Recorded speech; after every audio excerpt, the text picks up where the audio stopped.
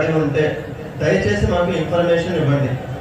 దాని ఉద్దేశం వాళ్ళని అరెస్ట్ చేసి జైల్లో పెట్టాలనో లేదా వాళ్ళపైన కేసెస్ పెట్టి వాళ్ళ జీవితాలు పాటు చేయాలన్నదో మా ఉద్దేశం కాదు. వాళ్ళని అందులో నుంచి బయటికి తీసుకొని వచ్చి వాళ్ళకి ఒక జీవితాన్ని ఇవ్వాలి. ఎందుకంటే ఇప్పుడు చూస్తూ ఉంటే అది ఇంజనీరింగ్ కాలేజెస్ కావచ్చు, ఇంటర్మీడియట్ కాలేజెస్ కావచ్చు, లేదంటే బయట ఎక్కడైతే వర్క్ చేస్తున్నారో ఆ ప్లేసెస్లో కావచ్చు.